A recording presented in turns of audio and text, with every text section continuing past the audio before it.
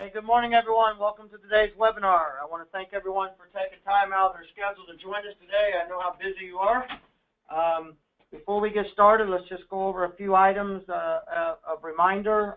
Everyone on the call today is in listen-only mode, meaning you're not able to communicate back with me during the webinar, and it's for obvious reasons. If we allowed everybody to communicate back while I'm on the webinar, we'd never get anything accomplished. You'd all talk over top of each other. However, you are able to communicate with me. If you notice on your dialog box, and that's up on your screen, there's a little chat button towards the bottom of the dialog box. Anytime during the webinar, you are able to send questions in to me. Now, the way we handle questions is the following.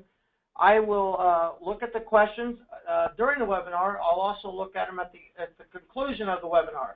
If I feel the question is a question that will be beneficial for the entire group, then I'll take that question online. We'll discuss it over the call today so that it will help everyone. If I feel the question is something that should be taken offline, that's a personal note, etc., then we'll follow up with you after the webinar. I will not discuss things like commissions on the webinar for obvious reasons. We have agency managers and owners and businesses on here as well as individual agents, and everyone's situation is different, so it would be quite confusing to do so. So with that, I've got a lot of items to cover today, and so let's go ahead and get started with this. Today we're going to go over the ABCs of final expense. We're going to discuss a few new items. First and foremost, so the first thing I want to discuss this morning is this, and that is that everyone that attends the webinar today, it looks like we've got 56 people online right now. So for those of you that attend the webinar and stay on through the conclusion of the webinar, and let me just repeat that again, stay on through the conclusion of the webinar. We will print off the report today. When we're done, we'll send out detectives to check your phone lines to make sure you were actually listening. Just kidding. We will be depositing into your lead account $100 each. That will go into your lead account for the TV lead program, which we're going to go on over shortly. So again, I want to thank you for taking time out. I know it's busy. I hope you are thankful for the money that we're going to put into your account and to help you. As well, in the past, if you recall, we have promoted the Press 1 leads, what we call them. Those are an auto dial lead that we use throughout the country. First and foremost, let's talk about the quality of the lead. The lead is not near the quality of the TV lead program. I understand that. The lead has about a 70% breakage, meaning 7 out of 10 are junk. You're liable to get cussed out, towed off, and towed a number of things. I've got some recordings that are quite interesting. However, at the cost, it doesn't matter. If you get 2 to 3 out of 10 that respond and work with you, you can make quite a good living. We had an individual in Connecticut yesterday. We sent 80 to him. He set 11 appointments, and he wrote 7 applications. So they are good, but you just have to take the good with the bad. Now, normally the Press 1 leads are $9 each. So those of you that are attending the webinar today, those leads, until they're gone, and let me explain, I do not have an unlimited supply, so it's first come, first choose. I've got about 5,000 of these left. They're going to go for $3 each until they are gone, because then we're going to replace them with a new lead. So they're there. If you want them, you need to get a note to me immediately following the webinar today that you want them. You'll have to fill out a form requesting them. They are non-refundable, just like any other lead. But they're a great lead. They'll help you generate a lot of business. The way the Press 1s work is quite simple. We have a message similar to the TV commercial message that is sent out on an auto dial basis to individuals that are on an opt-in list. Therefore, it is legal to use. The states that do not allow it, we will not use, but nobody on this call today is in one of those states. You'll have your own individual portal set up where you can log in and look at your balance of your leads and turn them on and turn them off when you want them. So unlike the TV leads, you can turn them on and off anytime during the day. You cannot operate after 7 o'clock, or I'm sorry, 8 o'clock in the evening, regardless of where you're at, so 8 o'clock Eastern, Central, or Pacific. So anytime during the day, 8 to 8, you can operate, turn them on, turn them off. Again, they'll be $3. I only have a certain amount left, so it's first come, first served again. And so we want you to all take advantage of that. Let me bring up a slide on the screen, if I can get this slide to leave the screen. Okay. Let's talk about an opportunity for you, and that is our, well, hold on just a moment. I don't know why it's not showing the screen.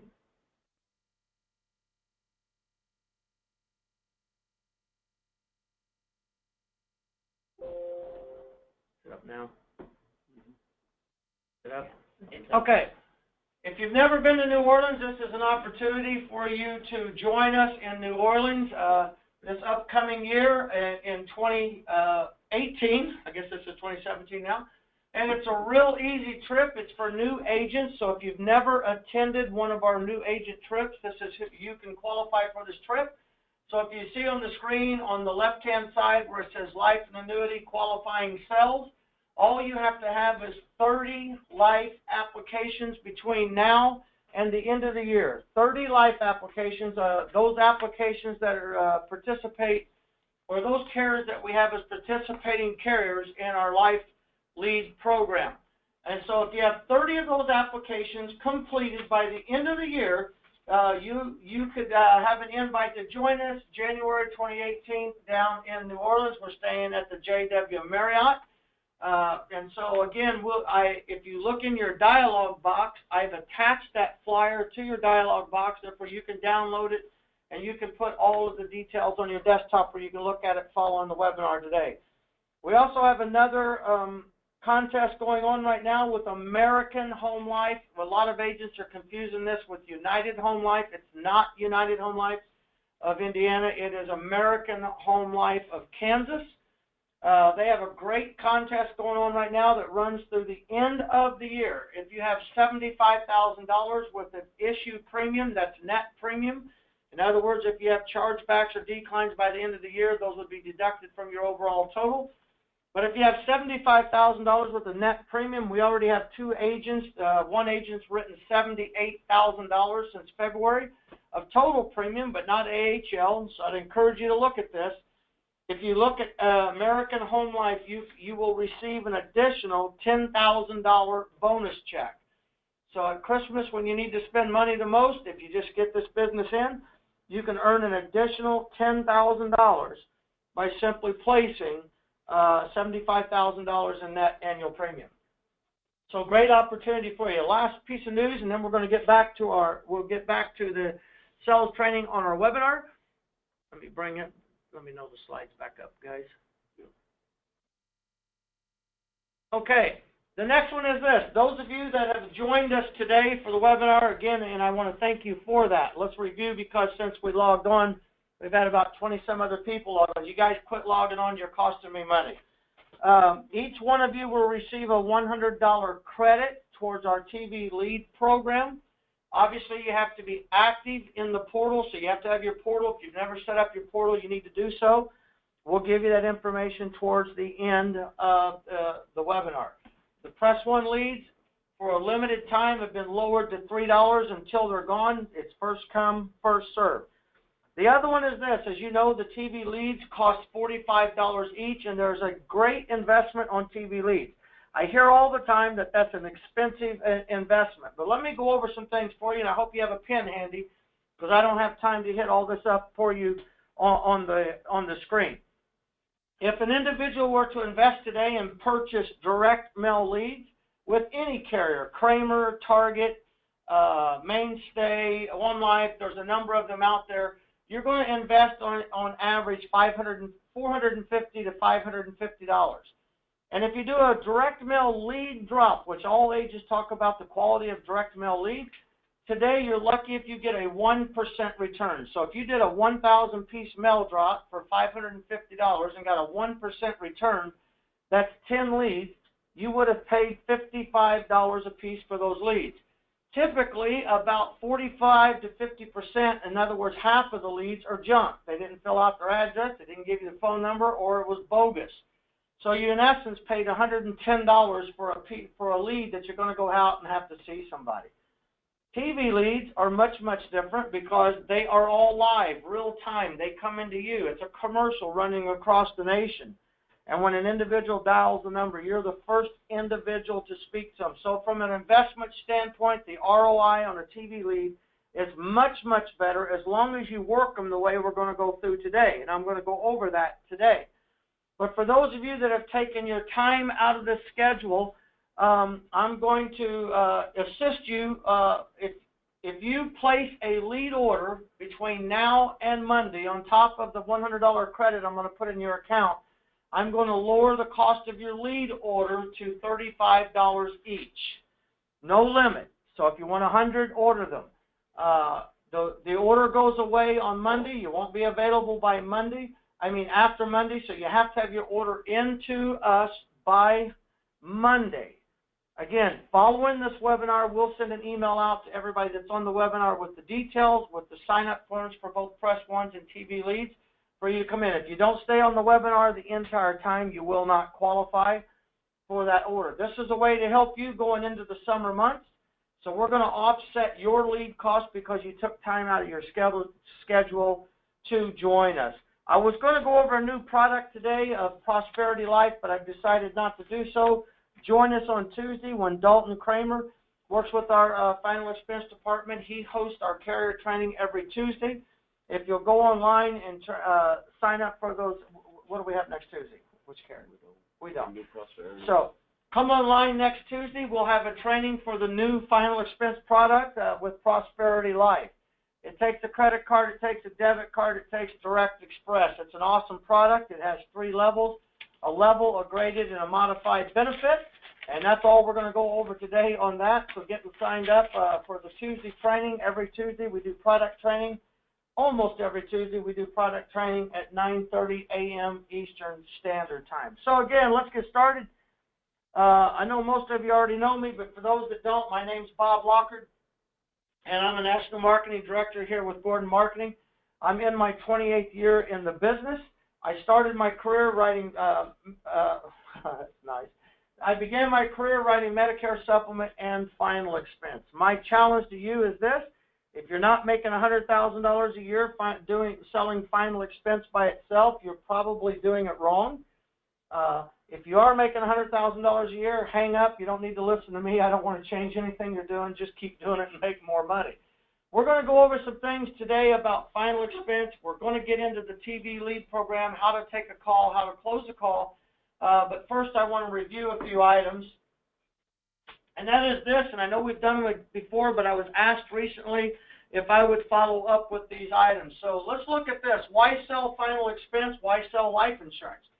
First of all, 95 million Americans have no life insurance today. So if you're looking for a lead, just walk out your door. Look at the cars running down the street. Look in your neighborhood. 95 million people with no life insurance at all.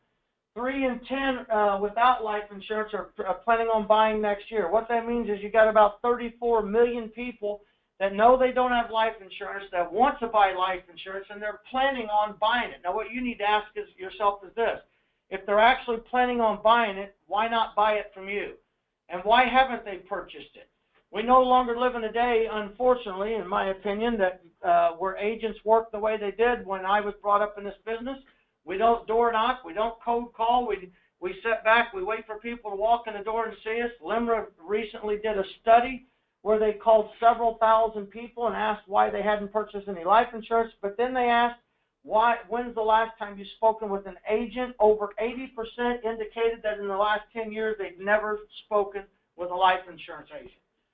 So 44% of individuals without life insurance realize they need it. Now look at this one. Here's a great market, ages 25 to 64. That's middle market America. Fewer than half have life insurance. So, folks, there's a great opportunity to have for individuals to purchase life insurance, but the question is, how do we reach them? We reach them by using multimedia, by using radio, by using television, by using the Internet. So today's topic will center around using TV and why we select to do so. Let's look at final expense again. I always review this. I don't think we can say it too much. The one area that I find most people make a mistake selling final expense is agents have a habit of bringing up using terminology that offends people, that scares people, and runs people off. So first and foremost, when you're having a conversation with somebody from a TV commercial, avoid words like this. Do not say life insurance. Don't say premium. And we'll go over the script in a moment. But don't think of final expense as life insurance. Now, I understand legally final expense is a whole life insurance product. But why not use the word life insurance? And if you start immediately talking about life insurance with a senior, keep in mind the target market. We're going to go over it. These are typically seniors, low income, limited income. If you bring up the word life insurance, here's the problem. Sometime in their life, their past life, they have most likely sat down at one time or another, either at work or individual, with a life insurance agent that took them through a 2.5-hour boring presentation, told them if they pay $800 a month for the next 30 years, when they're 120 years old, they'll be worth several $1,000,000.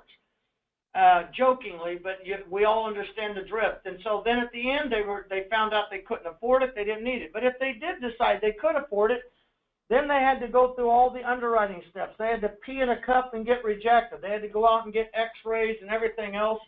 And then they were turned down. So the taste that was left in their mouth is a poor taste. They don't trust insurance. They don't trust insurance agents. And if you bring up the terminology of life insurance, you have already set the stage for them to say no. So replace the word life insurance with burial. So think of final expense is just that, it's a burial. And with that, there's two types of funerals. So the traditional funeral, we all know what that is, and that's the funeral whereby when an individual passes away, they have a funeral at a funeral home and then followed up by maybe a showing at the cemetery. We've all been to those types of funerals. They come in all shapes, colors, sizes, and all the above. So some of the things to keep in mind is just at the bottom, you can see the cost for a traditional funeral can vary tremendously. We're going to go over why that's important. All you need to know is this. This is a cultural situation. You don't need to talk about it. You don't need to bring it up with your clientele or with your prospects, but you need to be aware that a funeral service and paying for it is cultural. And what I mean by that is this. I live both in Indiana and I live in Florida. In Florida, you have the second highest Puerto Rican population that you have in the world, and you also have a Hispanic population, you have a minority population, you have a Caucasian population, and you have people from Sweden and England, so you have 80% of the people who live in Florida are not from Florida. If you speak to an Hispanic family, I know there's always an exception to the rule. But if you speak to an Hispanic family, traditional funerals is the typical way that they choose, and it is a big event. It can last several days, and everybody attends, and it's very, very, very serious. If you speak to my father, who's a Caucasian male or a white male, so we put it, most of us that fall into the white category class, funerals mean nothing to us. We hate to go to them. It's a burden. We don't like to talk about it. We don't care about it. We just want to get it done as cheap as we possibly can. You need to keep that in mind when you're talking to individuals on the phone. Minorities, Hispanics, it's a very, very, very serious situation to talk about. They take the funeral serious. You don't need to bring it up. You just need to be cognizant of it. The average cost for a funeral is roughly $8,300. I could have found a slide to put up here that says $12,000. I could find another slide that says $5,000. I could probably find one that says $19,000. The truth of the matter is the cost of a funeral is whatever your prospect thinks it costs. It goes back to why do individuals fill out a lead card? Why do they dial a TV commercial? Why do they respond to a radio ad? The majority of individuals that do so because they've suffered a loss recently in their life. If they suffered a loss and paid for that loss, they know how much it cost them. So if you try to convince somebody they need $8,000, but they just took care of their spouse for $5,000, you've lost total credibility. However, if you try to convince them $4,000 to get it done and they just spent $11,000, you've lost total credibility. You need to talk about averages and speak with them, find out if they've had a funeral, if things have come up like that, and what they believe. Whatever they believe is what the cost should be that you talk about. The second type of funeral is a cremation. Most of the population in the United States today is beginning to choose, an overwhelming majority is choosing cremation. for two reasons. Number one is it's less expensive. The average cost of cremation is about $1,200. I recommend $3,000 for the following reason. It's called the law of supply and demand. So the more people that choose cremation, those funeral home directors are going to make up their losses. They're going to raise their prices eventually. Inflation will hit just like it did with traditional funerals. So I recommend at least $2,000 to $3,000. However, it's up to your client. The other reason is this. If you live in Florida like I do, we run around all the time complaining about snowbirds. Those are people that come to Florida. Now I'm a snowbird. And so that come to Florida and live there 3 or 4 months a year to get away from the snow up north where it's very, very, very cold. They get in the way, they're a hassle, but they spend a lot of money and they finance Florida. However, what if one of your clients is a snowbird from, let's say, New Jersey, and when you spoke with him, he stated, or she stated, I don't need life insurance, it's all taken care of. And that may or may not be true. But let's just assume a gentleman named Jim had his funeral taken care of in New Jersey, but he's now living in Boca Raton, Florida, and he's out on the golf course with all of his buddies one morning, and he's about to swing the big club. You know, the older you get, the bigger the club you use because you can't see the ball anymore. And so when he hits, he swings, takes that big backswing, hits the ball, and boom, he has the big one right there on the third hole of the golf course, has a heart attack, falls down, drops dead. Well, a few things happen. First of all, the other three guys go ahead and tee off because they don't want to lose their round. They call their his spouse and tell them that Jim just died on the golf course. She tells them, well, I'm sorry, I'm in bingo. When I get done, we'll take care of it. Jokingly, but here's what happened. Remember, Jim had his funeral taken care of. However, Jim never counted on dying on the third hole of the golf course in Boca Raton, Florida. So now his body has to be picked up by the local coroner. There's a charge for that. Has to be taken to a funeral home. There's a charge for that. The body to be transported back home, before it can be transported back home, has to be embalmed. There's a charge for that. They have to put him in a loaner casket and vault to transport the body. They put him in an airplane. There's a charge. And then when he gets back home finally in New Jersey, somebody has to pick the body up, finally take it back to the funeral home where it's all taken care of. So here you have a spouse, loved ones, grieving children who lost a father, grandfather, aunt, uncle, or friend that thought everything was taken care of, and now they've got $8,000 to $10,000 of additional charges out of their pocket to come up with, and the absolute nightmare inconvenience of several days while they wait to bury their loved one. So we find out that people now that are snowbirds choose cremation. Why is that? Well, because I can transport Jim across town to the local funeral home, have him cremated for about $1,200, put him in a FedEx envelope, and mail him home. And so now Jim's wife can call the kids and say, I'm sending Dad home, be home tomorrow to sign for him. What do you mean Dad's coming home? Well, he had a big one today out on the golf course. We're shipping him home. I'll be home in September when my vacation's done. Now listen, I'm making light of it. It's not light, but it is a convenience factor. And you really can't ship them. I found out later this week. You can no longer ship the cremation by FedEx, but you can do United States Postal Service. And so just think about it. If you die, you can ship your dad home for $20. Go ahead and finish your golf game and then come back. But this is the two types of funerals. Let's talk real quickly, and then we're going to get into the TV commercial. Some things you should do and not do. First of all, don't assume you know what it's going to cost the client for a particular type of burial. We go into these conversations assuming we know everything. You should go into the conversation assuming you know nothing. Again, if they recently buried someone for $4,000 in their mind, that's the cost of a funeral. If it was $9,000, that's the cost of a funeral. You should make advice. You should listen. So you need to listen much and talk little to be sure that you don't offend your client. Don't debate the cost. Don't share your personal or religious beliefs. This really becomes difficult for some people. And I should add on there your political beliefs. And I know individuals say, well, I do it all the time, and it doesn't affect my sales. That's your opinion. What you don't know is how many people you lost because you did do that. You might have made sales, and it's possible, but you will also lose sales. I always use this as an example. I had an appointment many, many years ago, back around 1994. I'll never forget it. It was 2 Medicare supplement appointments in Terre Haute, Indiana. I got to the appointment. Appointment went well. When I got there, the husband was gone, so the wife told me to park in the driveway. Now, let me go back and say that at that time in 1994, I was a crazy, crazy, unbelievable NASCAR fan. And because I'm from Indiana, I thought Jeff Gordon was it. So my agents in my office purchased a Jeff Gordon NASCAR plate to put on the front of my van. I drove a 94 Aerostar van. It was a Ford. Jeff Gordon drove a Chevy just to lay the groundwork there. So I pulled in. The lady told me to park in the driveway. I listened, went inside, had her application filled out, waiting on her husband to get home. When the husband suddenly burst through the front door, ranting, raving, many four-letter words, and wanted to know who would park a Ford in his lot with a Chevrolet license plate on the front because he had retired from GM. I thought he was playing, and I laughed. He picked up my paper, he threw it away, and he threw me out the door and told me to never come back. So be careful what you talk about. Don't share your personal, religious, or and especially your political beliefs.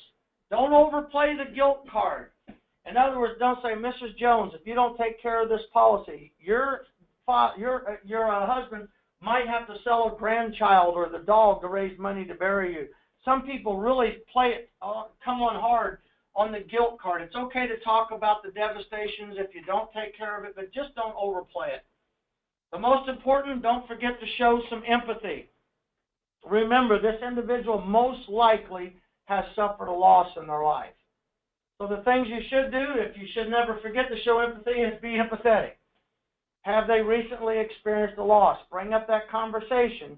If the sale's not going well, or if you can't get out of them how much they think it's going to be, then you need to ask them if they have experienced a loss. If you're talking to someone over the age of 60, they're lying to you if they tell you they've never known anybody in their life to die, unless they were locked up in a private house somewhere their entire life. We've all experienced a loss.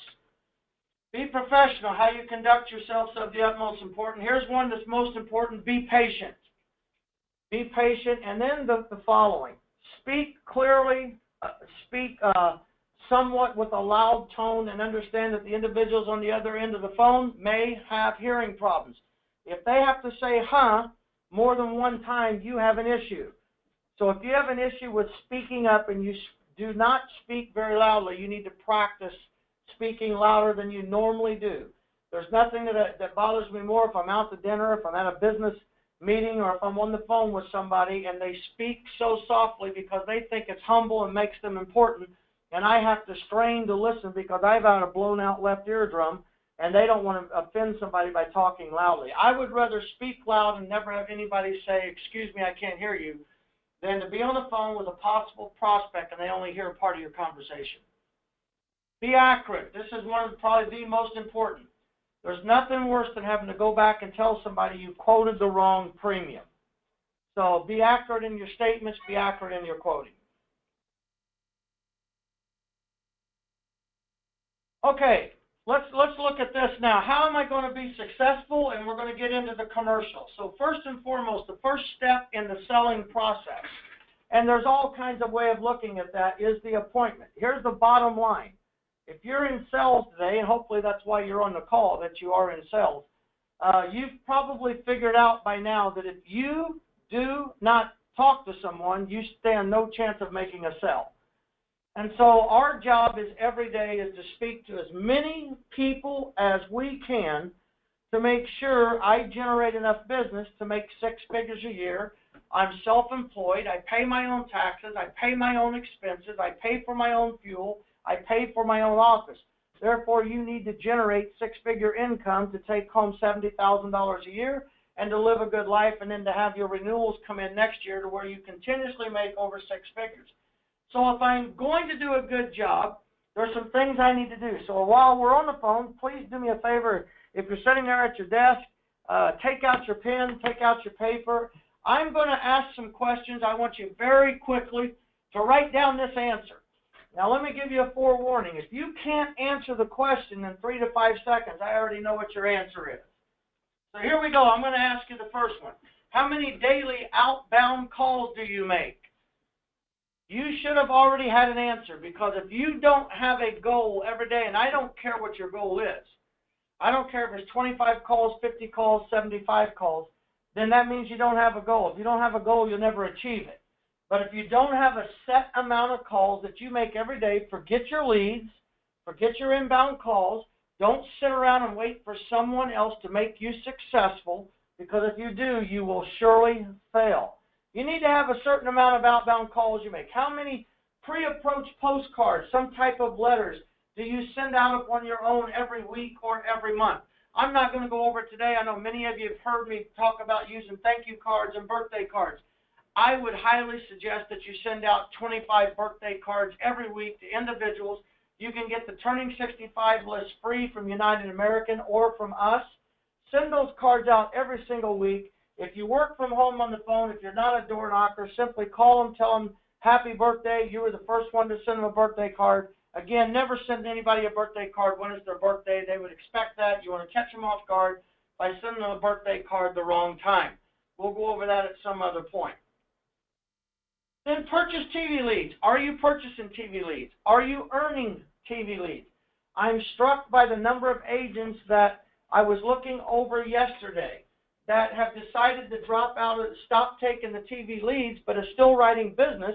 And I looked yesterday, there's about 1,400 leads that have not been distributed because agents got discouraged or quit or didn't listen how to take TV lead calls. This is the best lead I've ever seen in my 28 years in the business. Does it have downfalls? Yes, it has downfalls. Are there things you have to do to make it work? Absolutely, there's things you have to do, and we're going to go over some of those right now. We have a new Medicare commercial for those of you that do Medicare business. Right now it's in filing with CMS and our carriers. I expect it to come out in the next 30 days. We had it out. We pulled it back to make some changes, but we'll keep you updated. The last one on the screen is this. Get contracted with United American Insurance Company. If you're not already contracted with them, you need to contact your marketer today with Gordon Marketing. Or if you've had an older contract, still contact us. We have a higher level contract than is normally offered throughout the United States. And if for no other reason, because of your contract with United American and you have a life license, you can, and a health license, you can offer the following. You can offer a $3,000 accidental death benefit policy to anybody between the ages of 18 and 68 years old at no cost, which means for anybody speaking with you on the phone with an agreement to meet with you, for an appointment, for just talking on the phone and they didn't buy anything, you can send this one-page application to them. You collect absolutely no financial data because there is no cost. You can send it out to them. They send it back. At the end of the first year of coverage, they'll get an invoice in the mail that says the following. If you'd like to keep this policy for another year, it costs $10 for the whole next year. That's for them and every family member. So if the husband, wife, 9 children are on the application, it's still only $10. And here's the catch. You didn't pay for it. They didn't pay for it. You still get credit for production for writing that application. It goes on your account. So you can actually give enough of these away to go to a convention with United American. All right. Let's go into this. I'm not going to go over the T65s today. What I want to do is stop now and talk about the TV program. That's my chair. All right. We're taking TV ad calls, and let's talk about the TV program right now and how to best take the calls.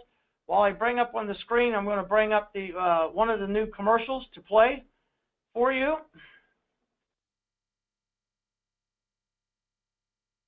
I hope.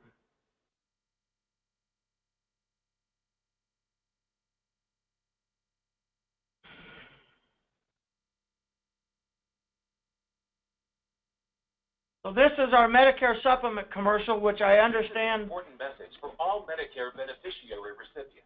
Medicare insurance is great, but it doesn't cover everything. And what it doesn't cover is left up to you. Let me shut off the PowerPoint so that that'll play.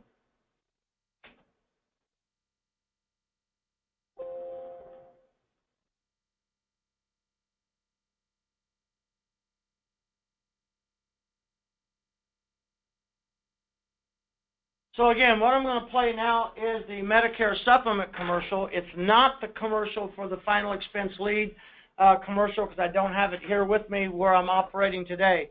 But the same premise is true. So I'm going to play the commercial and then we're going to talk about how to take lead calls for the life commercial. This is an important message for all Medicare beneficiary recipients. Medicare insurance is great, but it doesn't cover everything. And what it doesn't cover is left up to you to pay for. And that could be a lot of money out of your pocket. Did you know that over 9 billion Medicare beneficiaries have Medicare supplement insurance? Call Benefit Plans of America today to see if Medicare supplement insurance is right for you. Medicare supplement insurance pays a lot of what Medicare doesn't. Benefit Plans of America may be able to save you out-of-pocket medical costs that could quickly add up. With most Medicare supplement plans, you can choose any doctor or hospital that accepts Medicare. There are plans available with no networks, and usually referrals are not necessary to see specialists. So if you don't have Medicare supplement insurance, call Benefit Plans of America now and find out what you may be missing. You will speak with a licensed professional insurance agent. Call 1-800-555-1212. That's 1-800-555-1212. All right, don't call that number. If you call that number, you're going to cost me a charge because that's a dummy number. But again, so let's talk about this. So you signed up for the TV lead program, and the TV leads are running, and you are going to start receiving calls on those programs. So let's talk about things you need to do prior to taking a TV ad call to be successful, and some things that are not happening. I listen to calls every week because every single call that comes inbound is recorded, and I've gone through and listened to the calls. So we're going to go over that, the proper steps. Number one, the first thing you need to do to be successful in taking the TV ad calls is this. Forget everything you've ever been taught, everything you've ever learned about selling. You are no longer door knocking. You're not in your office with people walking in. You have inbound calls, hot leads, hot calls coming from individuals that have watched a TV commercial. First and foremost, let's go over this. Is every call that comes in a good call? No. There are bogus calls. I can't stop a drunk from sitting at a restaurant from seeing the call and dialing the 800 number. But we're still charged for the call. The ad agency, the cable network, doesn't care that we sell insurance. They sold us airtime. So even though we call them leads, we actually pay for calls. But that only happens less than 5% of the time, unlike direct mail leads or internet leads. The majority of the time, it doesn't happen.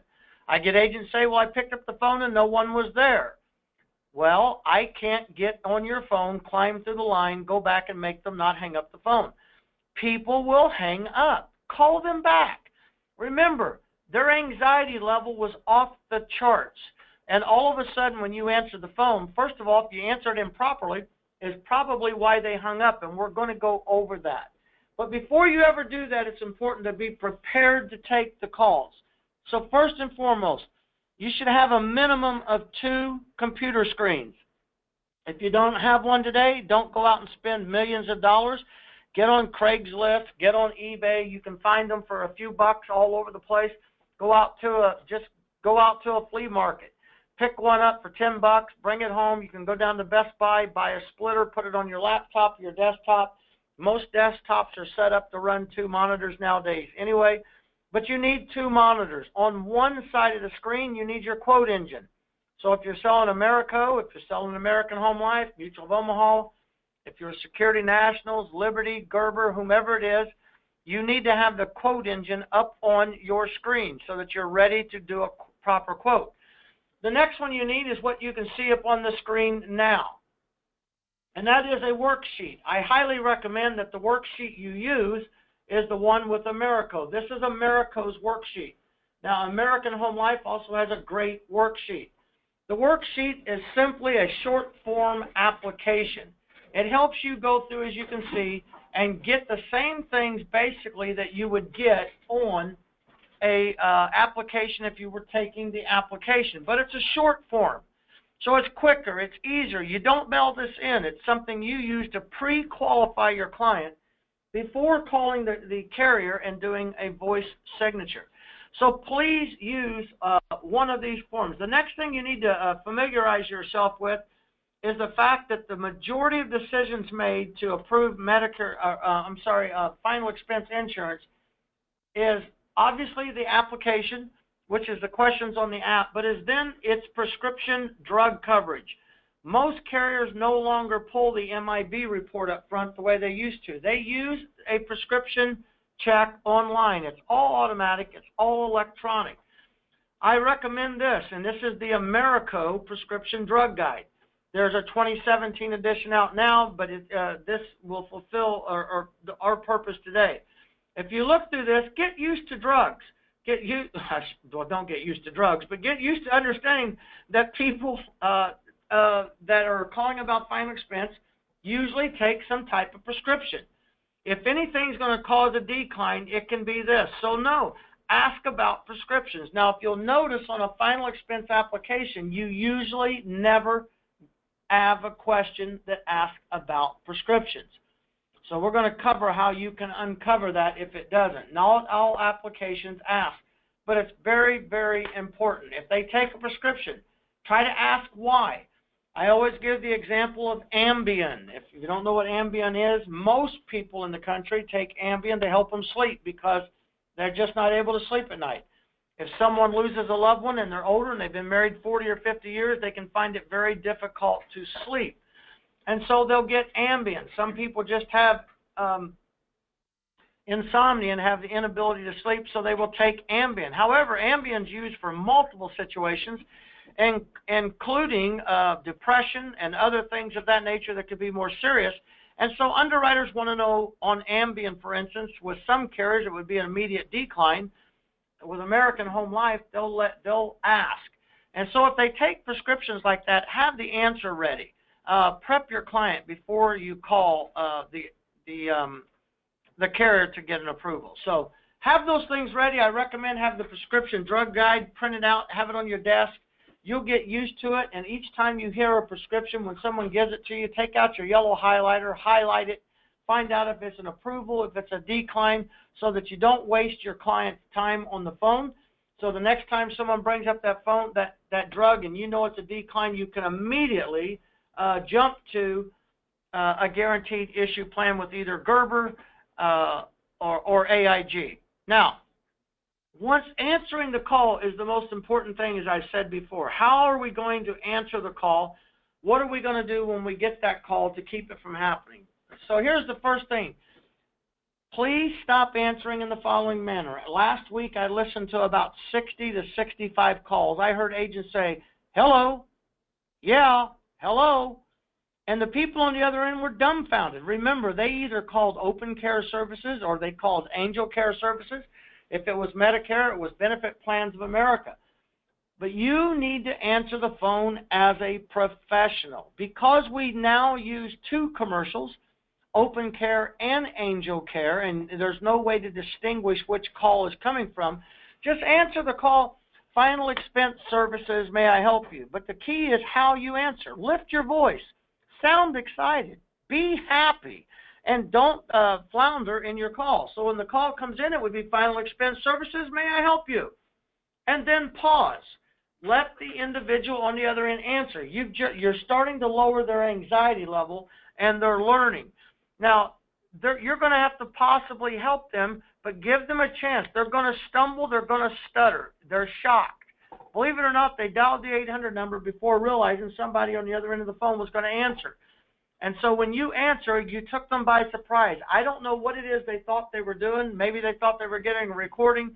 Maybe they thought the president was answering. I don't know who they thought, but they didn't realize it. And so half the people are stunned when you answer the phone. It's how you answer that lowers their anxiety. So, Final Expense Services, may I help you? When they state something like, well, I was calling the TV ad, I was calling in on the advertisement, whatever it is, before you go any further, say, well, thank you for calling. May I first get your name and your phone number in case we get cut off from this call? Again, by asking questions back that are non-controversial, that are not very personal, you're starting to lower their level of anxiety where they will speak with you. Write that down in case you do actually get cut off. Then as soon as you get done with that, come back with the following. May I ask, have you already decided upon the type of funeral you're going to have? Now, why is that important? Again, you're asking questions that shouldn't be difficult for them to answer. Never ask a question that you don't already have a response to their answer. So they're either going to say, Well, you know, I guess just a funeral home like most people and get, you know, out the cemetery. You're not going to get people say a traditional funeral. I mean, that's not language we walk around with. So what they're going to do is explain the type of funeral. Now, if they're going to get cremated, they'll simply say cremation. Regardless of their response, your response should be, that's a great choice. A majority of the people that we talk to have chosen the same way. That's not a lie. Roughly 50% of the population either chooses traditional or 50% chooses cremation. So you stated a true fact. Now, if they want to talk, if they want to chit-chat, if you're good at that, then go ahead and get into it. I have agents that notice a call comes in from, let's say, Chicago, and they're Cubs fans, and immediately they started talking about the Cubs only to find out they were White Sox fans and lost the sale. So it goes back to talking about personal religious stuff. Be careful what you say when you're chit-chatting with people on the phone. With me, I understand that people are in a hurry. We are impatient. I am a very impatient individual. I like to get things done, get it over, get it out. If I go through a drive-through window and two people's in line, I leave. If I go to a retail store to purchase something and there's people that I have to stand behind, if it's not real important, if I'm not going to die, I usually walk away. I'm a great prospect for those self-serve aisles because I don't like to wait in lines. You know, when I like Starbucks coffee and I order my coffee on the way to the Starbucks on my app so that it's done when I get there because I don't like to wait in line. If I get there and there's a line, I leave. We are an impatient society. The people on the phone are impatient. They don't have a lot of time. You don't have a lot of time, so you need to get to it. So again, Final Expense Services, may I help you? Well, I was calling about the TV ad.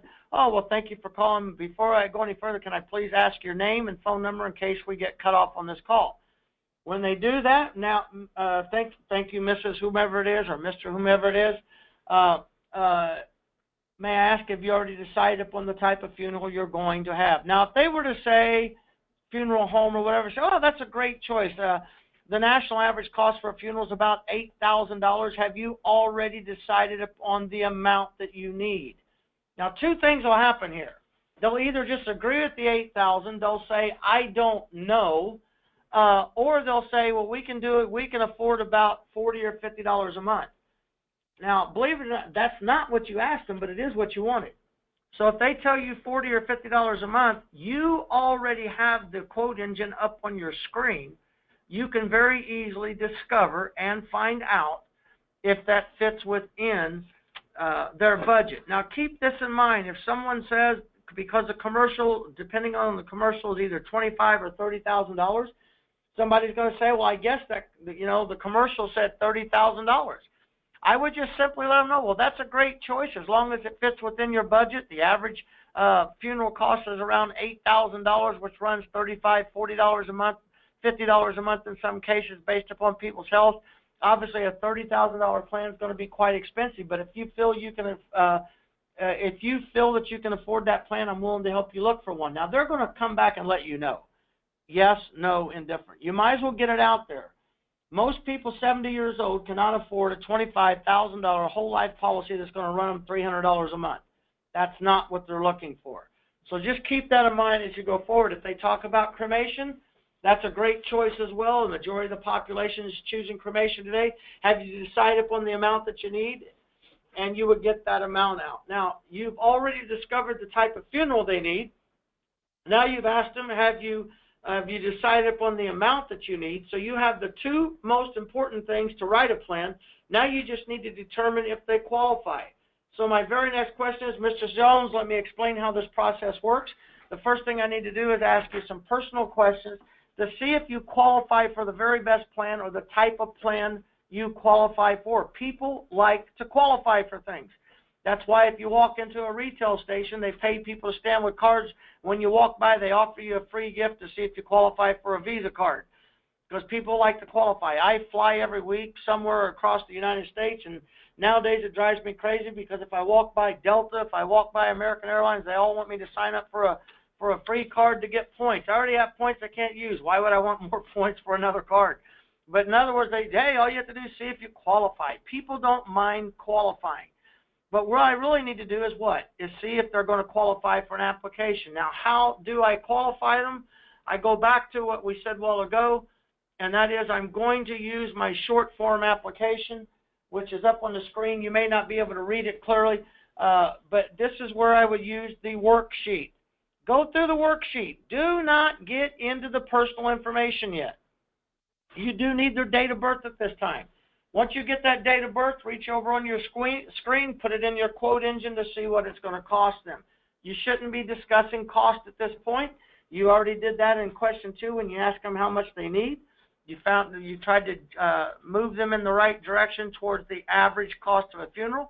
And so I'm going to pre-qualify the client. Now, once I go through, and if I determine my client qualifies for level coverage, meaning immediate coverage, not graded, not modified, whatever the situation, my response is key. I need to be very excited. Great news, Mrs. Jones, you qualify. And you qualify for one of our best plans, one of the best plans in the nation.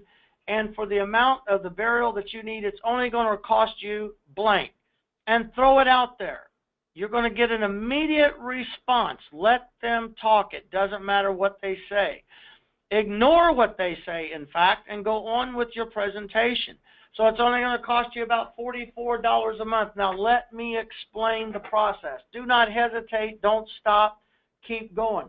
Let me explain the process. So the second thing I need to know is this. Obviously, you have to pay for the plan. How would you choose to pay for it, monthly or annual? Don't talk about semi-annual. Don't talk about quarterly. They're the worst persistent plans in the nation. So if you want chargebacks and declines, I suggest that you use quarterly and semi-annual. If you don't, you want to do monthly and annual. Obviously, the overwhelming majority is going to respond with monthly.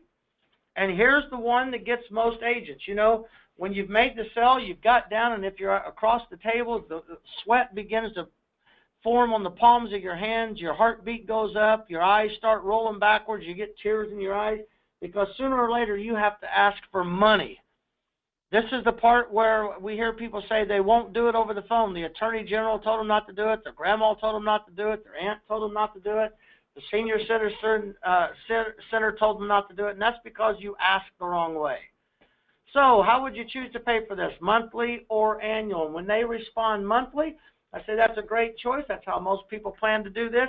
Let me explain how the process works, just like your Social Security check, if they're on, obviously, Social Security. Just like your Social Security check, if they're still working, by the way, this is how most employers do it. Like your Social Security check, you know how your money is deposited every month, goes into your checking account automatically. So if you're on a trip to the Bahamas, you're in the Grand Caymans on a cruise, or unfortunately you're sick in a hospital or in a nursing home, you never have to worry about your money being there. You don't have to worry about checks bouncing. You don't have to worry about your mortgage payment coming out. And that's why Social Security does that and lowers their expense. Your burial plan will work much the same way. Following your deposit of your Social Security check, within a couple of days, your payment will automatically come out. That way, if you're on a trip, if you're out of the country, or as I said earlier, God forbid it happens, you're in a hospital or a nursing home, you don't have to worry about your payment not going in. It'll be taken care of for you. Doesn't that make sense? Now, you need to get an affirmation. This will be the pushback point. So let me make this statement. You still, even if you do a very good job, are going to get people refuse. If you called me, I'm probably absolutely going to refuse. I'm the skeptical individual that said, you're going to steal my information. Why? Because I have a thief for a brother that stole my information. He purchased 2 homes, several cars, and ran up several checking accounts and charged cards, and then skipped the country and left. And we had to run him down, put him in jail, and cancel it all. So it happens. I understand it happens. If that does, you're going to have to take another route, and that is fill the application out entirely online using a fillable PDF and mail it to them. We still get about 70% of all mailed applications returned if you do it properly. We're not going to go into mailed applications today. We'll probably do that next week. What we're going to do today is we're going to assume that they agree with you. Well, great, Mrs. Jones, what I need is the name of your bank.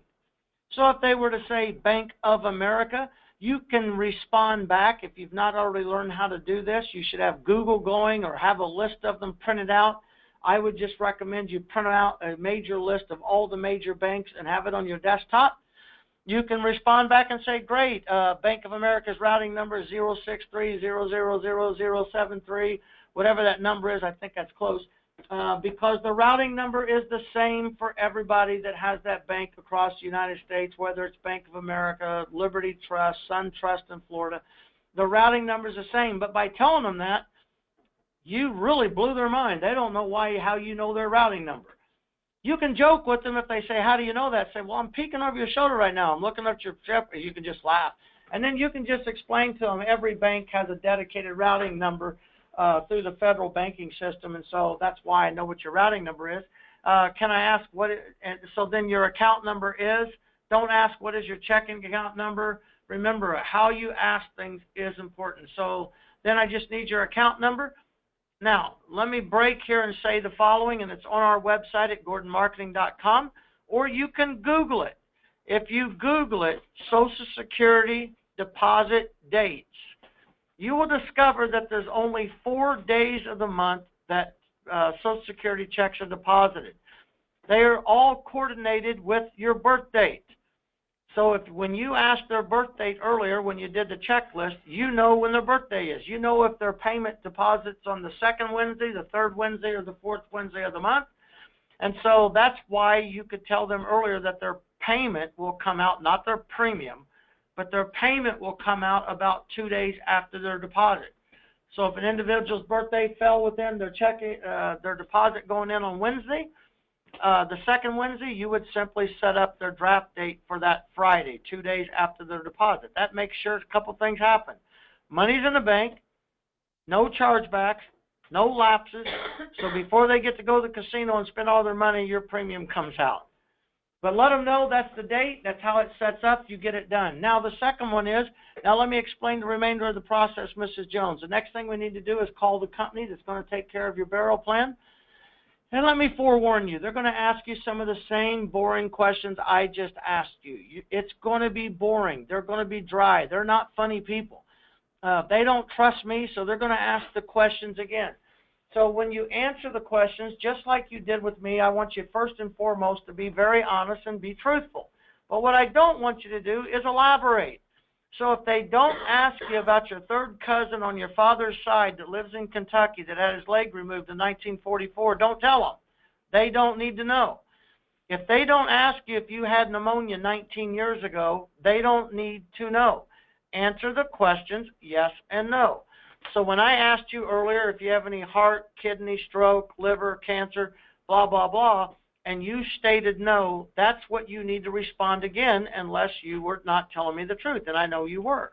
Now, by the way, what prescriptions was it again that you told me you were taking? Now, let's just break for a minute and realize we've never asked them anything about prescriptions, but they told us there's nothing wrong with them.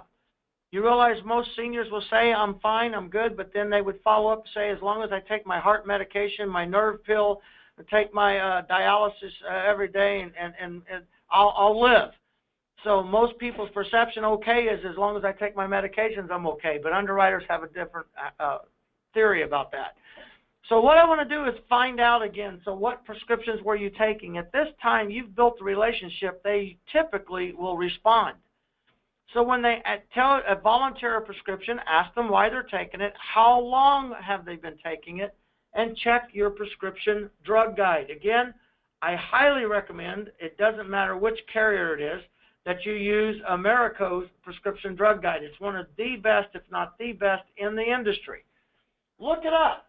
Make sure it's not a decline. Now remember, if it's not a decline, you already told them they qualify. But they do qualify. They qualify for guaranteed issue. So at this time, you would have to just let them know, well, Mrs. Jones, earlier I told you qualify for best plan, but I wasn't aware you took those prescriptions. However, don't worry. You do still qualify for a great burial plan with Gerber.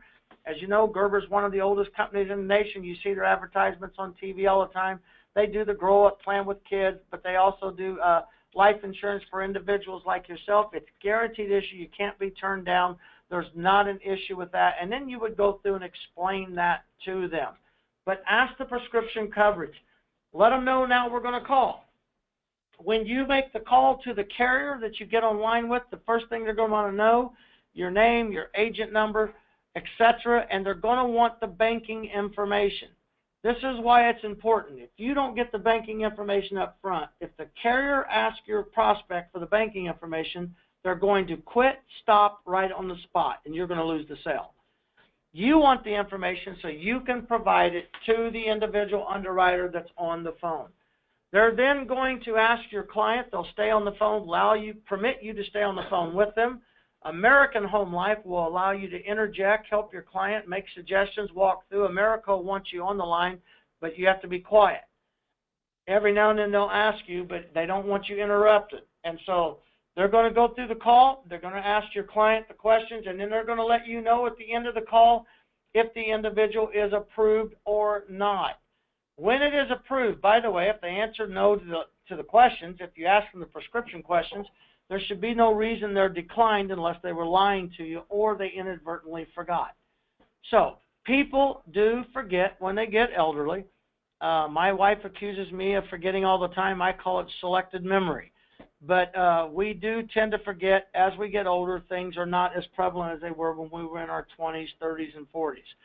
And so keep in mind it can happen, but most of the time it's going to be an approval. Now, this is the point where agents really drop the ball and mess up because they're excited. The policy's approved. That means they're going to get paid, right? Because if it's American Home Life, your commissions are in the mail or in your checking account within 24 hours. The sale is not over. The carrier will drop off the line. This is where you need to be able to do a good job. If you want a 50% persistency, don't do what I'm about to tell you.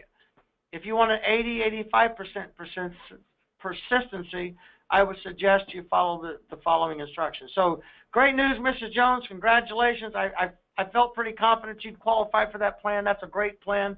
Go over and review the company again with them. Let them know. It's time for you to now cement the relationship. Make sure the following doesn't happen. If you simply hung up now, when you hang up the phone, sooner or later they're going to call their next door neighbor. They're going to go down to the senior center. They're going to call their brother or sister who absolutely knows nothing at all about insurance. And they're going to tell them they made a purchase over the phone. And their family is going to freak out. They're going to start calling the Attorney General's office to see if it's a scam. They're going to do a Google search for the phone number to come in, and it won't show up because it was transferred by a computer call. And so what are they going to do? They're going to cancel. They're going to lapse. They're going to call their bank and put a stop payment on the payment because they're freaking completely out. The senior center, 19 people at the senior center told them you're an ignorant. You're stupid. Why would you do that? The Attorney General comes on all the time and says, don't do that. So you need to convince them and build credibility that you are credible. How do you do that? Make sure now, Mrs. Jones, your plan should show up in the mail in 2 to 3 days. It'll be mailed tomorrow. I'd like to make an appointment with you if you don't mind. So if I were doing this today, it's Thursday, I would make an appointment for Tuesday. Would 9 o'clock work? I'd like to call back. And when I call back, what I'd like for you to do is take the plan, open up the envelope. Let's open it up and make sure they mail you exactly what we asked for. Is that okay? Now, Mrs. Jones, also, let me say this. If a plan shows up in the mail before our appointment, please call me. Do you have a pen and paper handy? Have them write down your name, your phone number. And if they have email them your business card with your picture on it. Everything you do that you can do, communicate with them, talk with them, give them contact numbers, give them numbers of the carrier, whatever it takes to build credibility. Tell them, listen, I know when we hang up today what's going to happen because it happens all the time. Somebody down at the community center, don't say senior center. Somebody at the community center, a brother, a sister, a friend, a neighbor, somebody you don't even know is going to find out you made this purchase over the phone. They're going to freak out. They're going to tell you were stupid. They're going to tell you got ripped off. You're going to get scared and call the bank. I can assure you this was a very credible call today, and let me remind you, I didn't call you. You called me because you were watching a national campaign on a television commercial today. You can obviously look that up. It runs on the screen. It'll still be running tomorrow, and it'll be running the next day and the next day and the next day. We help individuals throughout the country every day, and I look forward to helping you. So would you, if you wouldn't mind, would you, just to make sure you got it, can you read back my phone number? Let me know that you got that okay and you're able to take care of the phone. So you want to make sure that they have your phone number, that they know how to get in touch with you. And then once you have done that, this is where I recommend, if I were you, I would have the policy with United American. I would go, if they're in those age brackets, I would go ahead and give them, can't get the chat box open, I would go ahead and give them the that free policy. Mail it out to them so that you can let them know that that it's on the way. But whatever you just need to do all that you can to concrete the sale, build the sale, communicate with them. The next thing is this. Watch for the approval of the policy. Call your client. Call them in the next 72 hours. Follow up. Let them know that everything is okay. Then you need to follow up at least 3 to 4 times during the next year, once a quarter. Follow back up, make sure they're good, make sure they're still very good with their decision. And if they are, they're probably going to give you what? Referrals, which means you're going to make more money. And so with that, you've concluded the sale. They should be very, very happy with you, and you can go on. Now, at this time, I'm going to go ahead and look at some of the questions that's been sent in. If you haven't sent in your question, go ahead and do so at this time. One question is, what's the status of television leads, price, schedule, how to turn them on, etc.? The television leads are running right now at 100%. What you need to do is contact your marketer if you're not already participating so they can get you out the sign-up forms to set up your portal. You do have to have the portal in order to receive the leads, because all leads are delivered through the portal. The cost of the leads are $45 each with a minimum order of 10.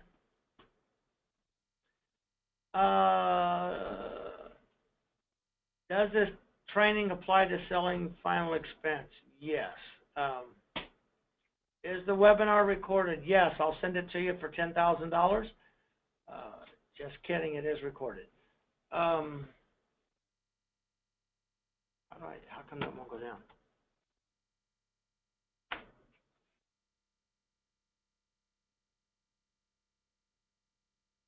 Hold on just a minute. I need to have a question here. I got it. Okay, do we have the entire phone script? Yes, we do. I have the ABCs of final expense that has all the phone scripts, Q&A, and such in there. Dalton is here with me, if we would, and Alicia, whom I was waiting till the end, but we do have a new director of our lead program, which is Alicia Brewer. We'll get that information out to you later today. But when we send you a follow-up email following this webinar today, we will be sure and include the ABCs of final expense in there with it.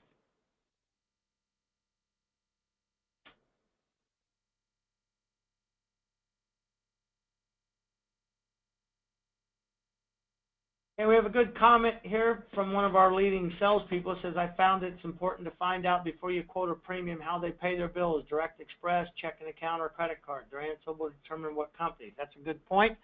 If you have individuals that are on Social Security and don't have a checking account, that means they typically have to have direct express. Direct express is the Social Security debit card, and there's only a few companies out there that accept that card. When we send you out the ABCs of final expense, it'll have a cheat sheet in there to let you know which companies those are.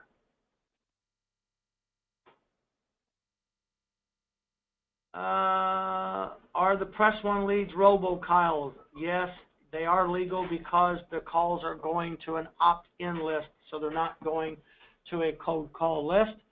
Is there a difference between the $3 and $9 leads? Nope. We're just letting you have the balance of the leads that we have on deposit right now for $3, first come, first serve. Okay, how much are overflow leads? That's a good question. Let me explain an overflow lead. They are the same lead that you answered, but if you're on the phone and every other agent's on the phone, the call has to come to our call center because the call has to be answered. Our call center then takes the call, answers the call, gets the follow-up information from the prospect that's calling in, and then as soon as possible, we locate an agent and get that information to you. The cost of an overflow lead in that case, I do go ahead and eat some of the cost because most of the agents just, for whatever reason, don't believe it's a good call, but I have agents in New York that buy every overflow lead I can give them because they sell as much business from them as they do the live calls, but the overflow leads are $25 each. Okay, with that, it looks like we have no more questions. I want to thank everybody for joining our call today. If you had questions that you have that didn't get answered, just send me a follow-up email. My email is bob@gordonmarketing.com. bob@gordonmarketing.com. Please try to communicate with me by email. I get several calls a day, emails each day, and it's easier for me to communicate by email than by phone. If you call me, feel free to call me, but just understand it may take a while for me to get back to you because I get many, many, many calls. Thank you for your day, and everyone have a good week.